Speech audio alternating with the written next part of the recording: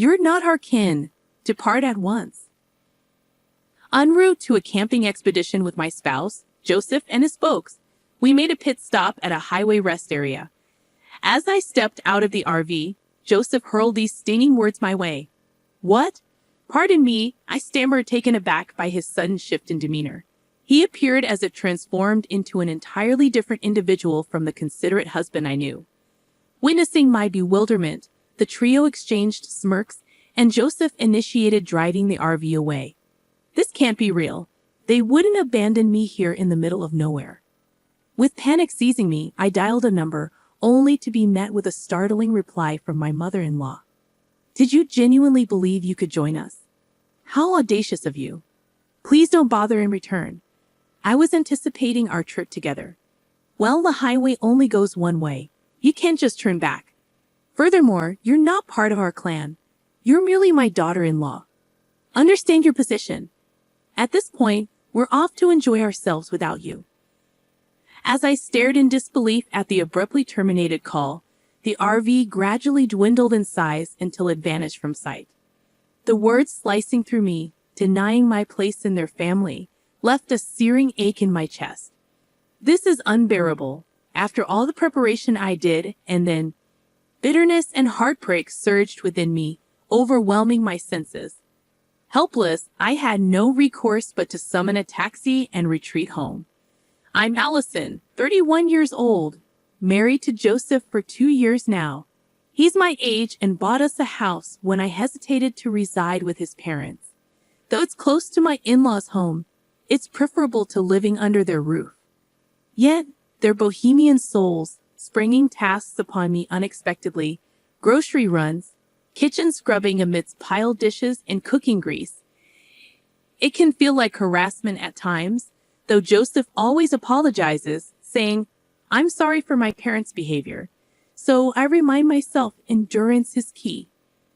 Both his parents are keen on appearances, treating me with surprising kindness in public. I tread carefully, avoiding any negativity about them to evade becoming the villain. Nevertheless, I harbored a glimmer of hope that someday I might come to understand my in-laws better. However, being abandoned by my husband was a blow too severe for me to quickly shake off. The conversation about the camping excursion had arisen a week prior during our visit to his parents on our day off. While tasked with tidying the storage room, I stumbled upon a lantern. Do you folks go camping? I inquired. Huh? What's that about? Came the puzzled response. I found a lantern in the storage room. Oh, that. We got it just in case of a blackout. Had totally slipped our minds. Ah, I see. My dad is big on camping, and I used to go with him often, so I was curious if you share the interest. As I shared anecdotes about my father's passion for camping and owning an RV, my husband's eyes sparkled with enthusiasm. Wow, that sounds incredible. I've always wanted to give it a try. Then it's settled.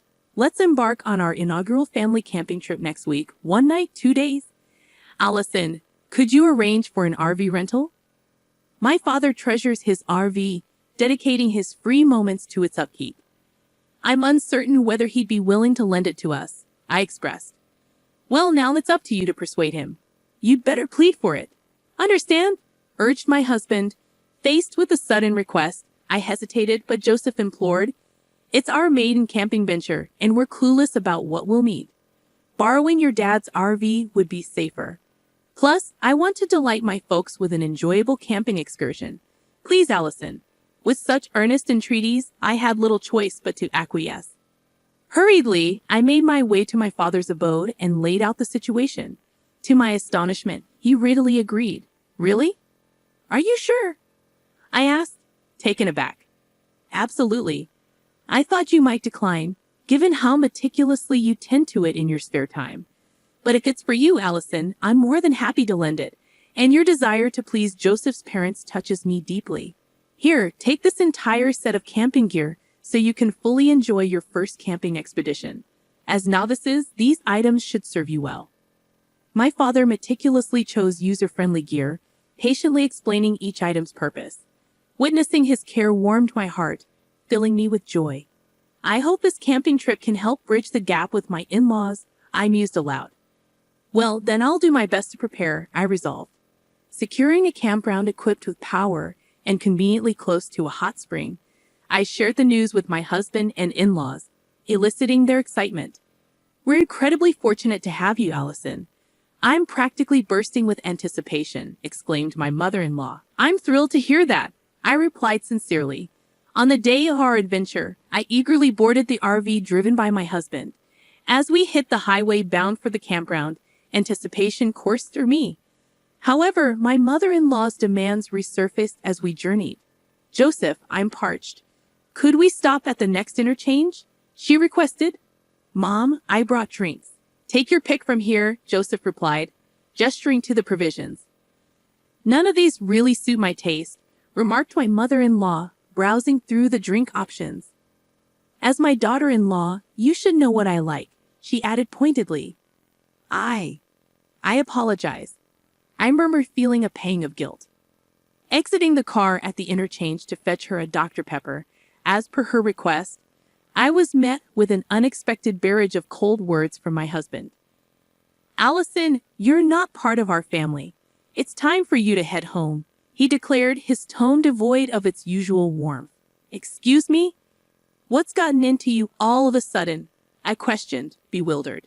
He seemed like a stranger, a far cry from the Joseph I knew, the one who typically showed care and consideration. Stunned and struggling to comprehend his words, I watched as the RV resumed its journey, leaving me stranded. They've left me here in the middle of nowhere. Is this some sort of twisted joke? I wondered aloud, feeling a surge of disbelief. In a panic, I dialed a number, hoping for some semblance of reason, only to be met with a jolting response from my mother-in-law. Did you truly believe you were coming along? How audacious. You're not family. Remember that. Goodbye. We'll enjoy ourselves as a family without you. Stunned and speechless, I stood frozen, staring at the disconnected call. How could they? After all the preparation, they excluded me. What was Joseph thinking? Waves of bitterness and sorrow crashed over me, overwhelming my senses. Unable to cope with the torrent of emotions, I called for a taxi and retreated home. The following day, my husband and in-laws returned from their camping trip, animatedly recounting their adventures. Not once did they offer an apology for leaving me behind.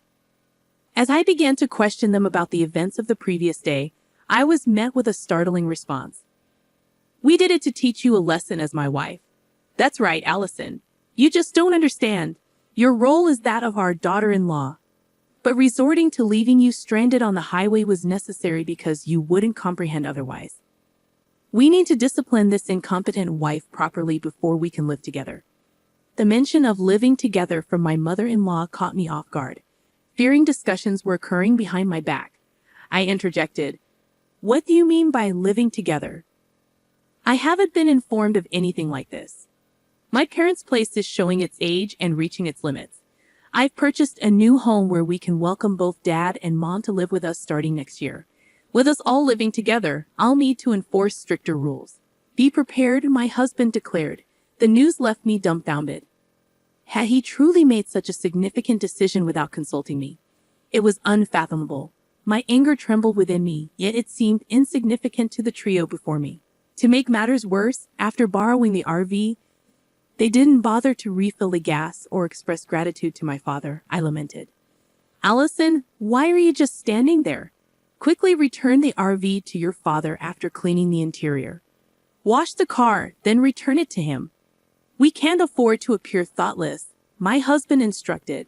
Glancing at the cluttered interior of the car, disappointment washed over me. Their disregard for both my feelings and my father's generosity was utterly unacceptable, unforgivable. After meticulously cleaning and washing the RV and ensuring the gas tank was filled, I returned it to my father. As I arrived, he greeted me with a warm smile. How was the trip? Did you have a good time? He inquired. I wasn't even considered part of their family, so I didn't go, I replied solemnly. I recounted the events of being abandoned at the highway interchange on the day of the trip and my husband's sudden decision to live with his parents without consulting me. As I spoke, my father's smile twisted into a furious scowl. I advocated for you, Allison, and they dared to subject you to such treatment. Unbelievable. We won't let this go unanswered. I won't stand by while they walk all over you, Allison. We'll get our revenge, he declared vehemently. How? I asked, intrigued. I have a secret plan, and I found the perfect camping spot. Listen closely, my incredible daughter. It's bound to work, he replied, a mischievous glint in his eye. This is the perfect opportunity to reel them in, I thought to myself, maintaining a composed demeanor as I addressed the three of them in a gentle tone. I've stumbled upon a spot even more remarkable than yesterday's. The autumn foliage is breathtaking right now. Instead of sticking to the confines of an RV, why not embark on a full-fledged camping trip? Picture pitching a tent, indulging in a barbecue amidst stunning scenery, and by nightfall, you'll be treated to a sky adorned with countless stars. Intrigued, my husband inquired, Really? Where is this place? It's a hidden gem that I want to keep to ourselves. Can I join you to fulfill my role as your wife? I asked. That sounds great. It'll be a blast. Since it's in a secluded area, I'll take the wheel, my husband replied. I'll behave as your wife and as my in-law's daughter-in-law. Can I tag along? As expected, my husband and his parents were thrilled and readily agreed for me to join them. We decided to embark on another camping trip the following weekend. True to form, they left all the preparations to me, and their relentless attempts to instill discipline only intensified with each passing day. Holding on to my secret plan, I meticulously arranged my revenge, and the day of our excursion arrived. I borrowed an RV from my father, drove to a remote campsite, and watched as my husband and in-laws brimmed with excitement. Wow, it's like our own private paradise, they exclaimed eagerly, taking in the new surroundings. Let's go for a walk and soak in the scenery, Allison. You set up the tent, my husband instructed. Understood. Enjoy your stroll, I replied calmly. With that, I bid farewell to the jubilant trio and began preparations for our camping adventure. About 30 minutes later, my husband called in a panic. Are you lost? I can't find your dad's RV. I'm heading home with it, he exclaimed. What do you mean? I questioned, bewildered. Don't worry. I left you with the essentials for a true camping experience. This was my father's idea. He suggested we try wilderness camping, where we fend for ourselves, akin to being stranded on a deserted island rather than at a cushy campsite with electricity and nearby amenities, he explained. You should set up your tent quickly and gather wood for a fire. I know you don't have a lighter, so you'll have to start the fire the old-fashioned way. I left a pot so you can at least cook some rice, he added. You left us behind. I exclaimed in disbelief. You were the ones who insisted I, as your wife, wasn't part of the family and shouldn't come camping with you. So I dropped you off at the campsite and tearfully returned home. Isn't that what you wanted? My husband fell silent, momentarily struck by the weight of my words. Fine, enjoy camping with just your family, I retorted, preparing to end the call. But before I could hang up, my husband erupted in rage. That's absurd. Come back now, or I'll file for divorce, he threatened. Fine, let's get divorced. You'll regret saying that. After being abandoned on the highway and finding my father's beloved RV vandalized, I've had my fill of living with your disrespectful parents. I countered. And you'll be the ones regretting it, I added, my disgust evident. With a click, he abruptly ended the call, leaving me fuming. Though I was nearby, I had no desire to go retrieve them. Eventually, my phone rang again, and this time my husband's tone was markedly different. His voice trembled with confusion as he confessed. I can't set up the tent, no matter what. It's raining and my parents are angry. It's getting cold. What should I do? It's cold, my husband confessed, a hint of regret evident. Regretting already? That was fast. I retorted dryly. Why don't you watch a YouTube tutorial on setting up a tent? Forget the tent. My father yanked it too hard and tore it apart.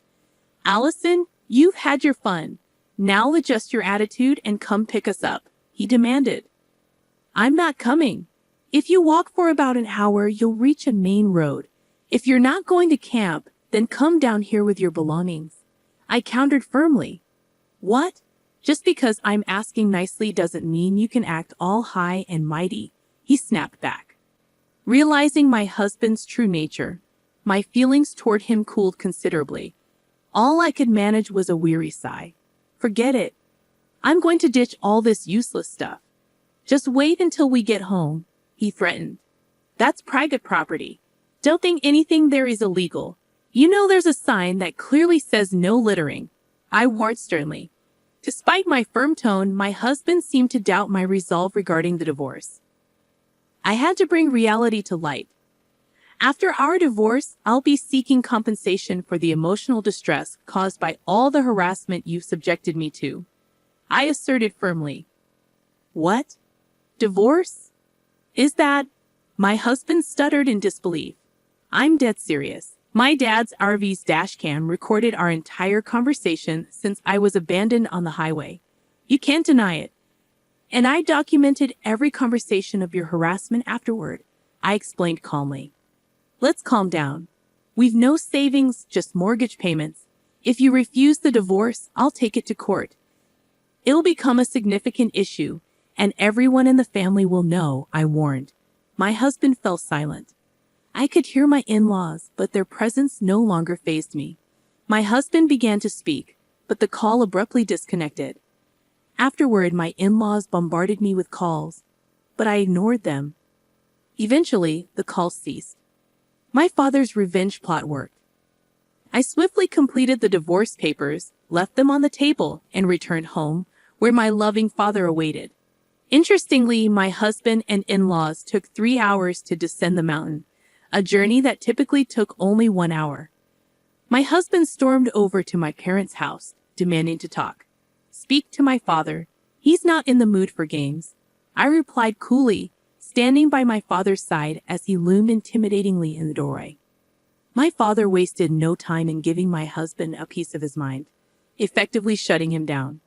Meanwhile, up in the mountains, they left their gear behind, embroiling themselves in a lawsuit for illegal dumping filed by my father. I wonder what punishment will be handed down, I mused. Following the divorce, I received $1 million each from my husband and in-laws as compensation. My husband's house faced foreclosure, compelling him to relocate, where they now live as a modest family of 3. But as they say, no use crying over spilled milk. I returned to my former workplace, reclaiming the lifestyle that suits me best. Next month, I'm looking forward to a camping trip with my parents, anticipating joy and relaxation.